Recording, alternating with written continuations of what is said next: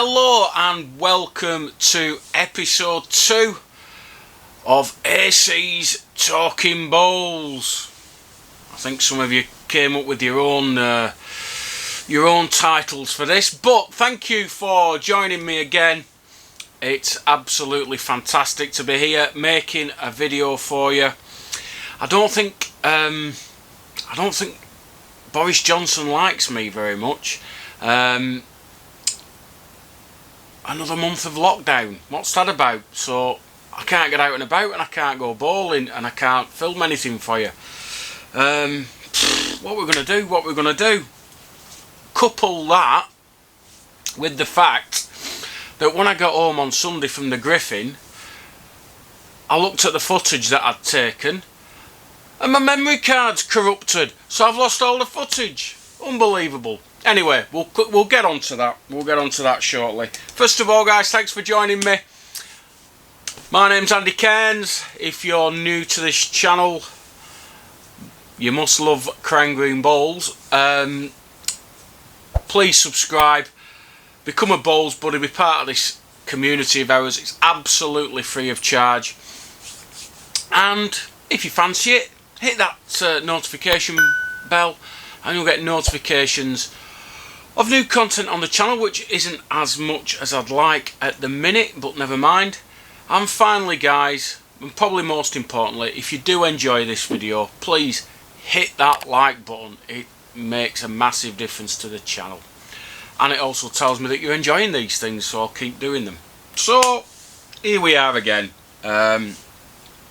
Deja vu all over again, like it was however many months ago now. Time hasn't got any meaning anymore, and we got put into lockdown, and that's the end of bowls for the time being, at least. The Griffin have decided to follow the well, it's not even a guideline, is it? They've closed bowling now.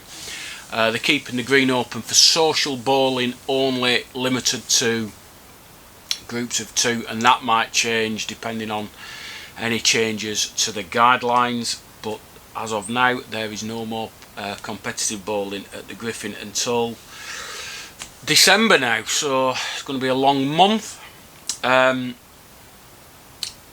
Obviously at this time of year there aren't that many people playing bowls anyway, but it is nice. There are some nice days to get out and about, and you know, it's not too cold, it's sunny. I mean, at the minute we're in the middle of a monsoon, but you know, it would be nice just to, if you had the option to go and have a nice leisurely game of bowls and catch up with some friends, but alas, that is not allowed to happen. So who knows how long all this is going to go on for.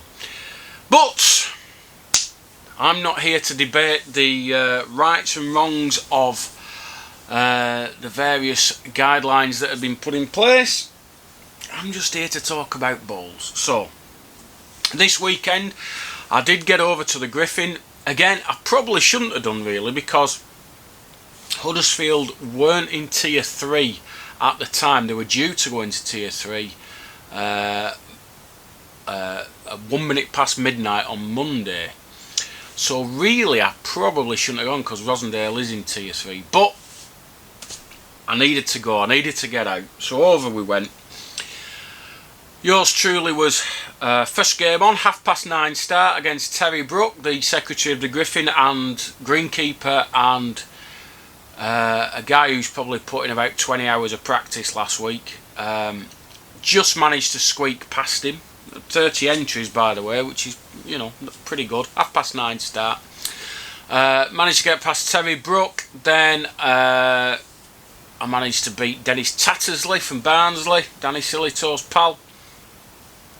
Then I got past Dale Kenyon from, not actually sure where he's from. I want to say Hyde, but it's not Hyde. It's not Hyde. I forgot where he's from. Sorry, Dale. Many apologies, pal. I know you're from this side of the hill, just about, but... And then I came up in the semi-final against a legend, a Yorkshire legend in Ashley Dakin, and he'd already managed to see off Jack Dyson in a previous round. and it was a game too far for me. I think I got 11, and it wasn't much of a game, but never mind. And in the final, Ashley's played Gary Siswick, who was the last entry for the competition. He decided to put his name into the hat at the last minute because he said he wasn't playing well, and he gets to the final. Unfortunately, the game finished in the dark, and I should know because I was reffing actually, and it was very, very difficult to see. And at 19 apiece, Ashley's gone right in the full corners and played one about 4 yards short, which Gary hasn't beat. He's wazzed his first ball maybe 6 yards too far, and then Ashley's put his next ball maybe 2 yards off, and Gary's sent his ball off. So it was weighed in. It was a bit of an anticlimax really. It's been a great game, even in the dark conditions. But I tried my best. I held my phone over the jack so they could see, but I don't think it helped them much. So Ashley Dakin won the John Doughty Memorial, and he thanked everyone, as you do on these things. But it was a great day's bowling. Just a shame that we can't keep doing it for various reasons. We have had cases of COVID at the Griffin, and they have, they did take 2 weeks off because of that.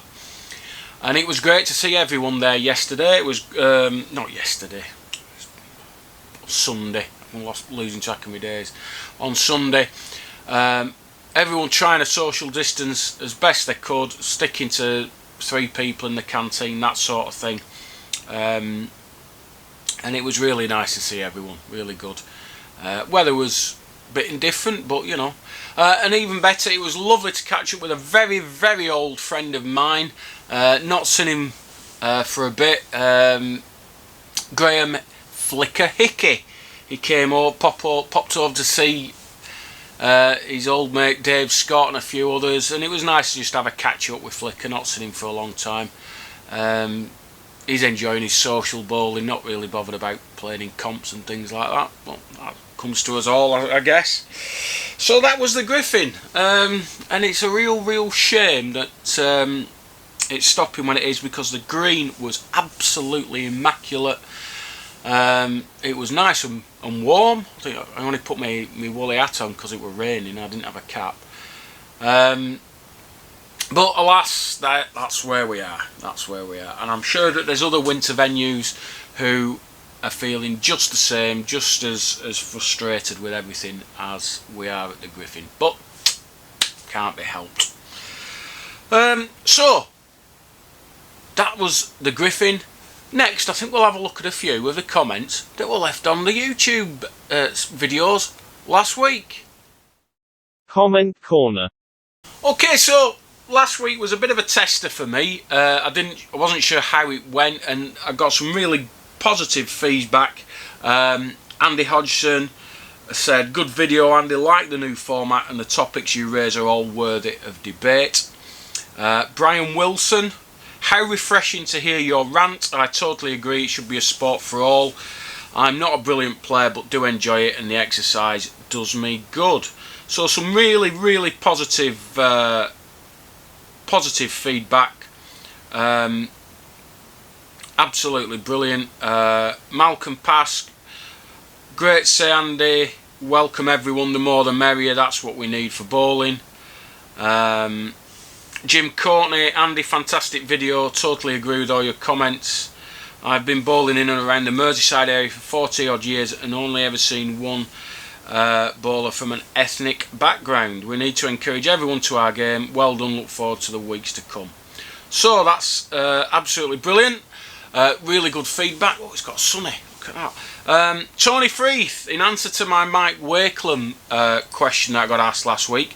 Tony Freeth, that mental man from the Midlands who's absolutely wonderful. "Hi Andy, Mike Wakelam bowled for Foden and Romsley and Huntington Bowls Club, and then Alan Bentley, the guy who ran the West Brom Supporters Club. Mike started his bowling at the Old Oak House Bowling Club, now West Brom Football Supporters Club, where he gained his first county cap. He then moved to the Barleymoor in Ward End, and when that closed, most of their bowlers went to the Foden." So there you go. So Mike played at several clubs, and also enjoyed his county career, as we said. Now, the one that stood out was a comment from Steve Bolton. The Cisco kid used to play for Greater Manchester and Nimble Nook, and I don't know where he is now. I think he's on the Fylde coast. He was in Rosendale for a time. Nice to catch up with Cisco when he was around. And his question was, do you know who put up the prize money for the big money matches back in the day? Was it the sponsors or just the two players themselves? Well, what an excellent question. There's a few answers to this. A lot of the time it was the publicans of the pubs that had the greens that put the prize money up and invited the players to come and play. What you've got to remember is this is before there was any associations, and the publicans were all members of the Licensed Victuallers Association, and eventually that sort of spawned the panel. So it was the publicans put up the prize money for two players to come along and play. Sometimes the publicans might put up a few pound, a little bit of prize money. But if it was a challenge game between two players, you'd find that the players would either put the money up themselves, or if it was a really big amount of money, if they were playing for, you know, the 50 quids and stuff like that, they'd have backers who would be willing to put a share of the entry fee in return for a share of the winnings. So I think, if memory serves me correct, the last time I heard of this happening was when Meltham ran their £100 entry competition back in the early 90s, and it was a £100 entry, and obviously not all the players had the £100, so you got clubs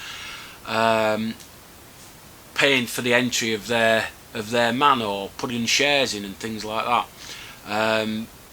I mean, we're talking about substantial amounts of money back then, and not everyone will be able to get their hands on the amounts we're talking about. You know, if you're playing for a challenge match, £50 a side, you know, what did we say last week? 40 quid was a year's wage. Well, that's a considerable amount of money. So they'd have backers, like you have Mike Holden carrying Gary Ellis's and Graham Wilson's bags. You had people following players like that back then as well. They had their staff, you know, their favourite players, and they'd watch them and they'd be willing to back them. I think Tommy Hayes asked on Facebook, or mentioned that it was a winner-take-all thing, and that's absolutely right. You know, from what I can gather, I've done a bit of research on it. I've read through some old scrapbooks and old books. It wasn't like it is now, where if there were two people playing for £100, they might split it. It wasn't like that. It was winner take all. It was dog eat dog. It was, you know, proper mano a mano sort of bowling. There was none of this niceties where we'll split the prize money. No, it was winner take all. So if you were playing for 50 quid, you won 50 quid. But obviously the bowler may not get all of that if he's got backers who put money in for him. He'd have to give some of those winnings to his backers. But if it was a prize put up by the publican, yeah, he'd get that 50 quid, definitely. And there were lots of these games being played, you know. I'll try and dig it out and take a photo if I can, but I have some scrapbooks with cuttings from the Daily Chronicle and the Daily Post and newspapers like that, with all these money matches being played all over the northwest of England. Blackburn was a big area for it. Accrington, all round me. This area, Wigan was well, as you can imagine, Wigan was an absolute hotbed for money matches. And it was interesting that when the panel, I'm just jumping a little bit here, it's just in my mind now, when the panel was formed, and they were playing these matches around the county. The game started at the end of the miners' shifts, so the miners could go and watch and gamble. Fascinating. All this is fascinating for me. But anyway, that's an aside. So yes, to answer your question, Steve, sometimes the money was put up by publicans, sometimes the money was put up by the players, and sometimes it was put up by people backing the players as well. So there was a few different options. And there was a really interesting comment from Derek Keeble, who lives in Haslingden actually, and he pointed out that greens aren't open like they used to be. One of the reasons why people can't play bowls is maybe they don't have the equipment to play bowls. Now, I remember as a kid going up to Edgeside Park or Whittaker Park or Gag Hills or any of the council greens, and they had a greenkeeper there, and he doubled as a guy that rented out bowls, and you paid him for a ticket. It was 25p for an hour or whatever it was, and anyone that wanted to go and bowl, anyone who might have been interested in having a game, could go and rent a set of bowls and pay for the ticket and have a go. Can't do that now. Parks greens aren't, well, one, they're not in very good condition. Two, they certainly don't have anyone there looking after the green or the adjoining bowls hut. Three, they don't have any equipment usually. That's all been nicked and whatever over the period of time. So people can't just rock up at a green and go, oh, I think I'll have a game of bowls. It's a nice day, it'll be lovely. So a lot of people's sort of way of getting into bowls has disappeared.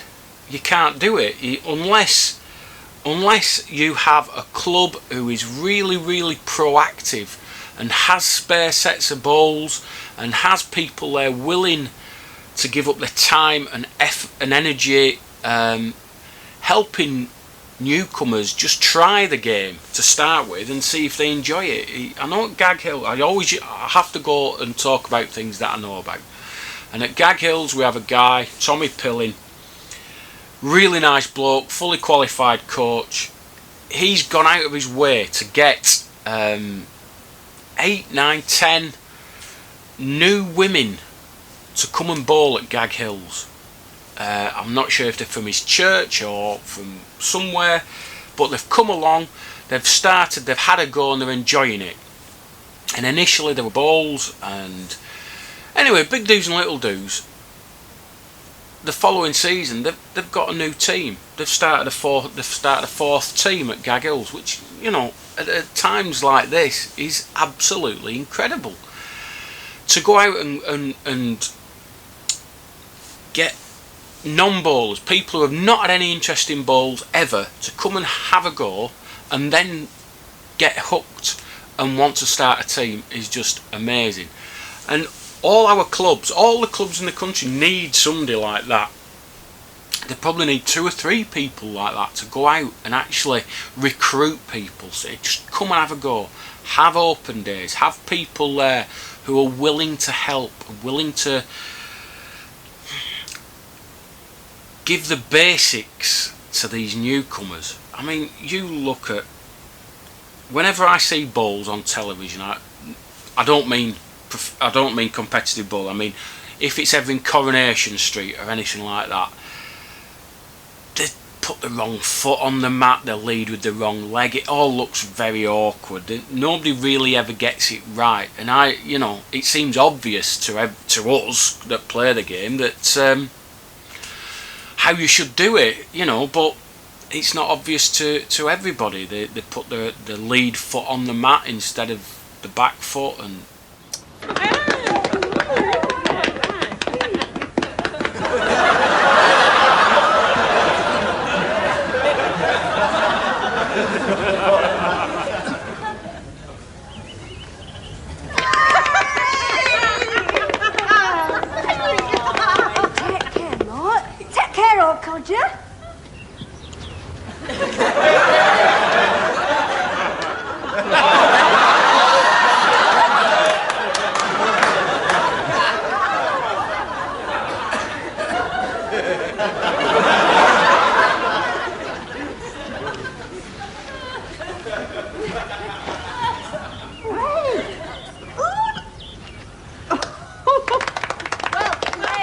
Two into Mr. Fallowfield. He's two in. It's a winning score. Ball yours anywhere, but for Pete's sake, don't put it near the jack. Right, lad. Right.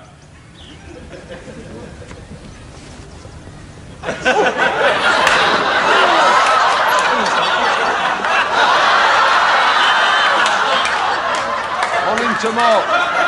The score is 20 all. The winner of the next end is the winner of the contest.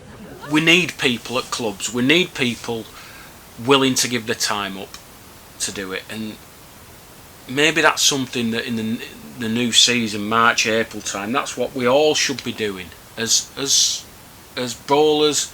Maybe give a Sunday up or a Saturday or whatever and have an open day at our clubs and say, come on down and have a go. And if nobody turns up, what can you do? But if you say to your friends and family and whoever, come on down, we'll just have a brew, have half an hour, we'll have a cup of tea, we'll just catch up, whatever. Who knows, you might get a few new members. Even better if you've got a club attached to it that sells beer and things. You can put on bacon butties and have a pint and make it a bit of a laugh. I noticed last year, again, a video on YouTube I watched. It was a club in London, a flat green club, and they did something that they've been doing in Australia for quite some years now, getting people at the end of work to come to their club and just have a go for an hour. They've got the drinks on, people are unwinding, relaxing on a Friday, whatever, after work. They're playing bare feet in Australia. Obviously you can't do that in this country because it's usually wet, but wouldn't that be great if you could get people just to pop down after work on a Friday, have a few beers, enjoy the weekend? Will it ever happen for Crown Green Bowls? Not totally sure. I don't know if we're the sort of game that does that. Like I said last week, I'm not sure we're totally inclusive. I'm not sure we're that welcoming as a game, as a sport, as a people. I think if we were, I think we wouldn't find recruitment such a problem. Another depressing sort of thought, really, but I don't know, maybe it's the times that are doing this to me. I'm struggling to see a lot of positives at the minute in life generally, and I think that's due to the COVID situation more than anything. And I'm just hoping next March, April time we're able to make a real concerted effort to get bowls noticed, really, to get bowls recognised as a sport that people want to play and want to come and try. And because that's the only way we're going to grow the game. I've heard that British Crown Green are involved in doing something with Bowls England to try and promote our sport. I think it's down to the individual clubs personally. So sorry about that. My new memory card was full. So what was I saying? Yes. So I think it's down to individual clubs, and I think they're the ones who really have the need, the motivation to go and get new members, and I think it's going to take a bit of help from all of us, really, all of us who are members of clubs, to just do that little bit, just if it's one afternoon or a morning or whatever, just to go and maybe take some friends down who have never bowled before, go and help out at an open day or something. I think we all need to take responsibility and try and get some new members to the game wherever possible. I think that's about it for this week. I've not a lot else to tell you. There's not a lot happening, to be fair. Important news is the Waterloo 50-50 draw will take place on Thursday. That's tomorrow at 7 o'clock. Live on Facebook, and that's when there will be an update as to how we are doing with the raising the funds for the Waterloo. I can gather that we're pretty close to the total. Personally, I'll be I'm just waiting for the final total from Just Giving. They're supposed to be emailing me with the final after they've taken their bits and pieces out, but it's looking like £2,200 will be going from me and you, the viewers who have given very kindly to my weight loss. So it's going to be £2,200 that will be going to the Waterloo, and hopefully that will help get the place reopened. So yeah, keep your eye out for that. I know there's a lot of new members of the 50/50 draw this month, which is great. It's growing. I bet they're not. No, I can't just think how many members they've got now. I'm thinking it might be 400. No, I'm guessing. I needed to have a look at it really. So yeah, so that's great, and like I said, that'll be live on the Waterloo page on Facebook tomorrow at 7 PM. So have a watch if you can, because there will be a catch up and an update of the situation at the Waterloo. So